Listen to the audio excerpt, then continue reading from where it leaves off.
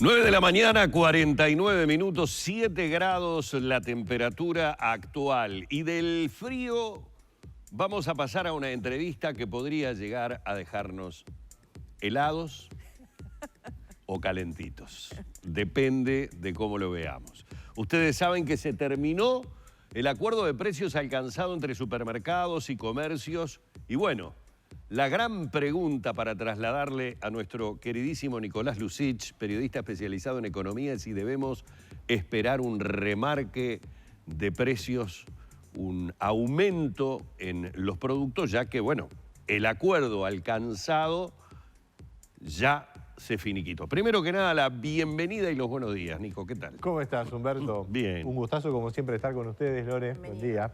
Un gustazo. ¿Qué se sabe? Es decir, recordemos y hagamos un poco de historia. En medio de la pandemia, preocupación por un remarque de precios, algunos artículos que vimos que se habían disparado, llamado de las autoridades, una suerte de acuerdo, ¿verdad? Exacto, Para sí. decir, bueno, mantengamos durante este periodo de tiempo en determinados artículos un precio inamovible. Exacto.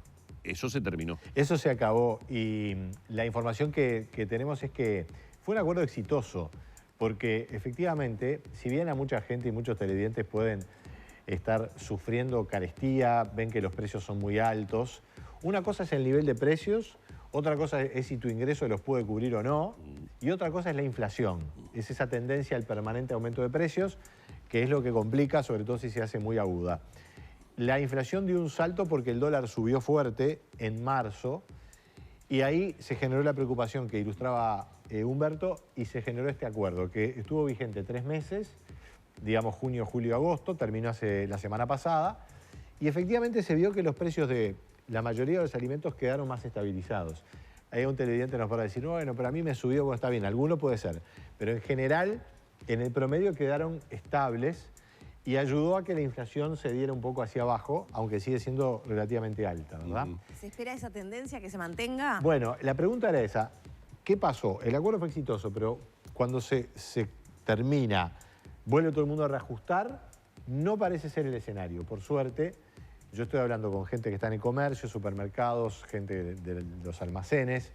El propio gobierno no está viendo un escenario que justifique aumentos y no habría un remarque generalizado. Yo lo pongo en condicional porque eso hay que verlo en la cancha, pero... Claro, desde los supermercados, por ejemplo, decían que como está estable la situación, con más certidumbre que al inicio de la pandemia, Claro. como de alguna manera dependen de los proveedores, que a veces decían, bueno, te voy a dar esto, pero lo voy a cobrar en 3 meses, ya eso, lo que te doy a 20 va a valer 25, Exacto. remarco por las dudas. Esa situación no se está dando porque tenemos relativamente controlado incluso la pandemia, ¿no? Bueno, eso es importante y yo creo que diría que hay 3 grandes factores que explican que no haya un escenario de remarque.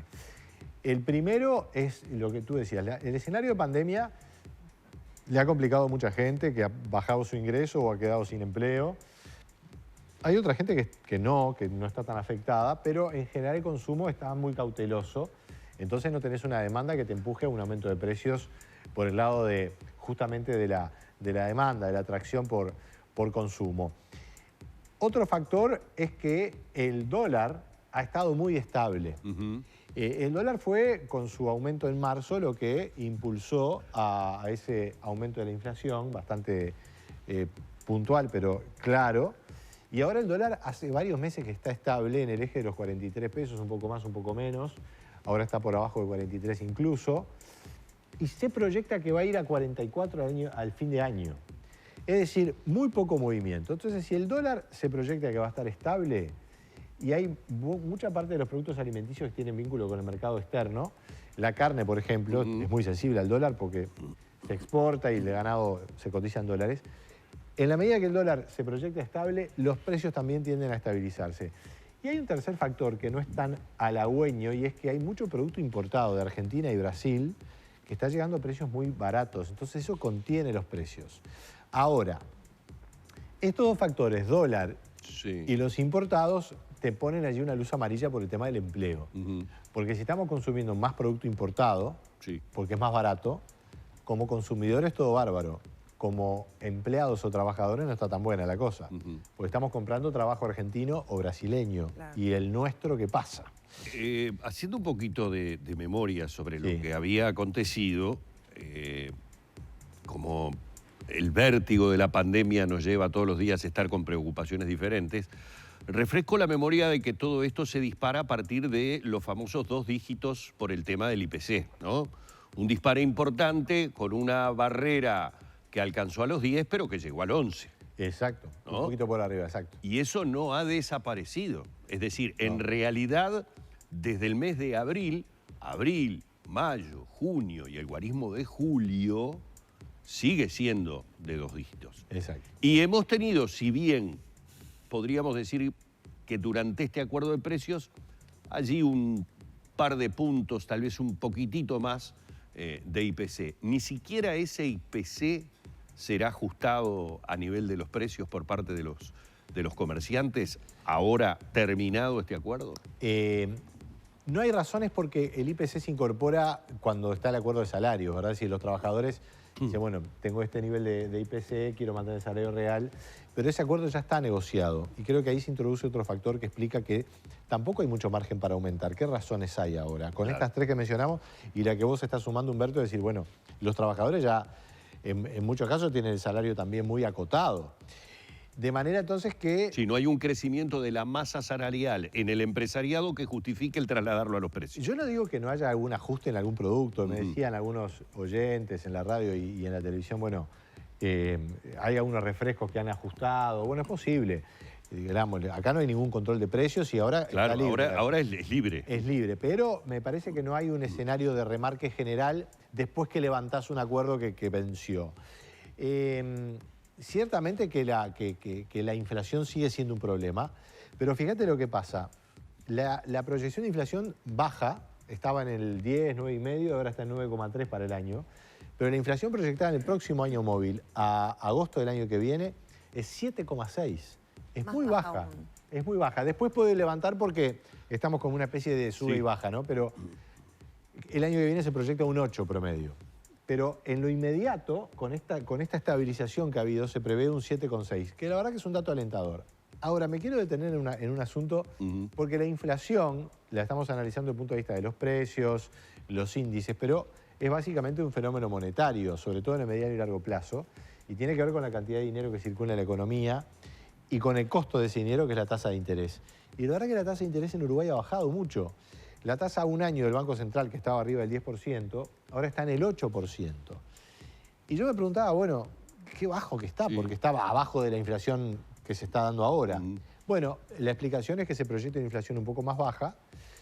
Y ahí hay un problema, que es el siguiente. Estamos hablando de lo que es la especulación financiera, porque si estamos haciendo ceder la inflación, pero a costa de un dólar barato, podemos tener un problema de atraso cambiario. Claro.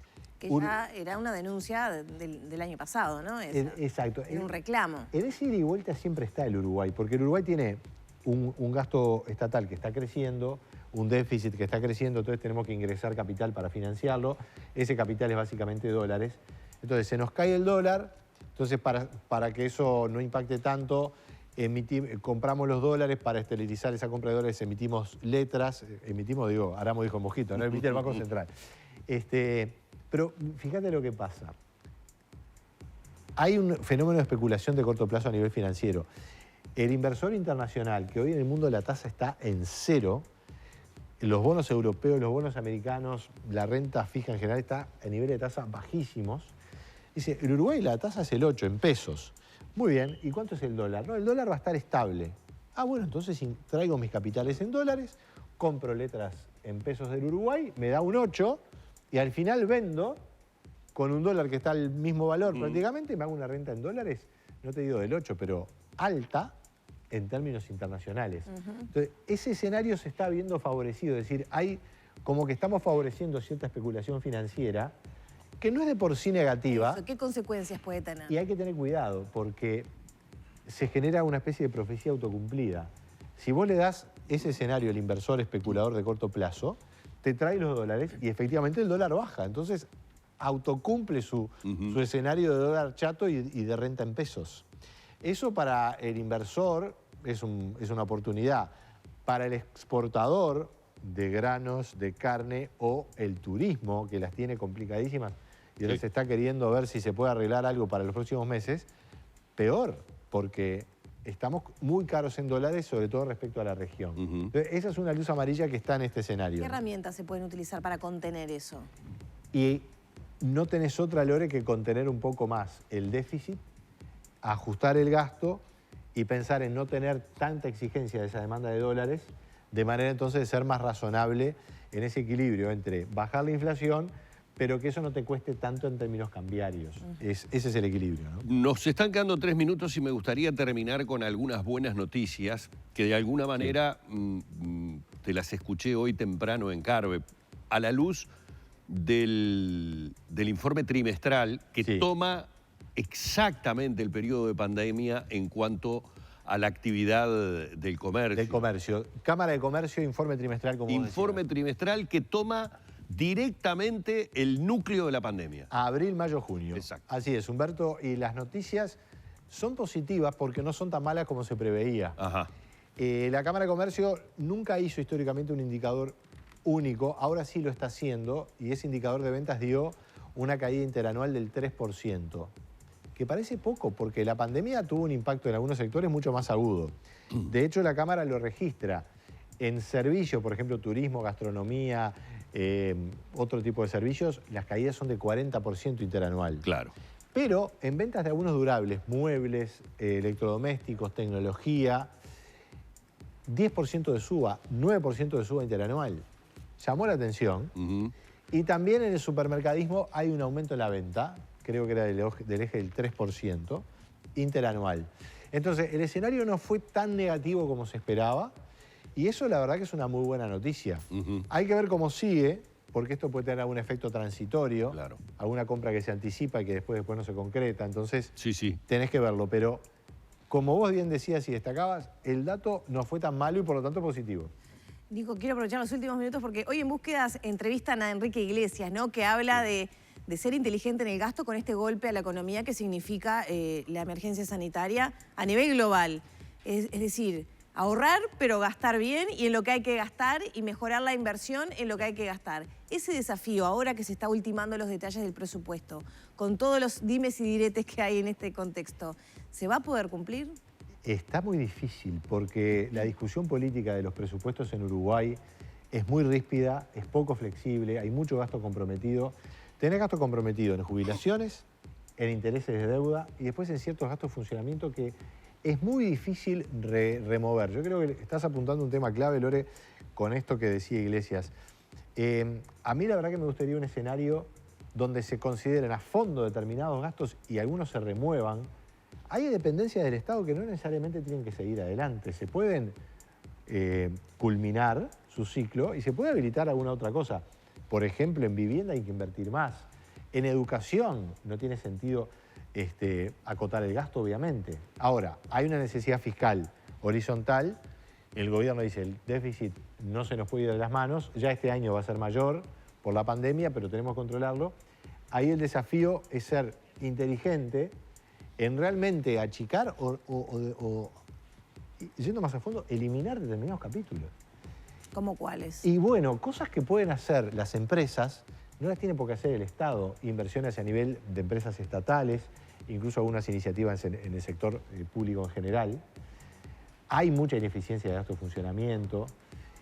Los exportadores esta semana plantearon todo lo que es el esquema de costos, que es abrumador. Por ejemplo, en el puerto, cómo son los costos de los prácticos. Ahora en el Parlamento, Martín Lema tomó la iniciativa de recomponer el gasto en el pago a los suplentes, ¿no? Que se cobraba 3 veces. Son esas cosas que, ahora, mueven la aguja. Yo creo que hay otras cosas que mueven más la aguja, que son esos gastos que van a... En ANCAP hay que ir a fondo a decir, bueno, ¿qué es lo que quiere hacer ANCAP? El tema del Portland sigue dando pérdida. Empresas que están en el eje de los grupos de empresas estatales, en fin, hay cosas para hacer. No son muchas y cada cosa que se remueve genera un conflicto, ¿no? Pero creo que por el otro lado hay cosas que no pueden caer. Hay mucha más eficiencia a tener, me parece, en el gasto social del MIDES, combinado con el BPS. hay gasto reiterado allí, sin, por supuesto, sacarle el apoyo a la gente que lo más necesita, pero hay que pensar que no es el Estado el que tiene la última solución, que en definitiva lo principal es que las propias personas y las familias... Claro, parece ser que puedan sí, dar ¿no? su Para solución. empresas y trabajadores, porque ahora cuando vino la emergencia, empresas y trabajadores recurrimos al Estado, ¿no? Pero la mayoría de la recomposición ahora es de las empresas, que han retomado el 90% de la gente que está en seguro de paro. Uno tiene en la cabeza el tema del Estado, pero en la chiquita y en la mayoría somos nosotros mismos como trabajadores y las empresas las que nos damos las soluciones. El Estado tiene que estar, sobre todo, para los más frágiles, ¿no? Eso parece claro. Nicolás, muchísimas gracias. Encantado como siempre. Un Gracias. placer. Nicolás Lucich, periodista especializado en economía en La Mañana de Arriba Gente.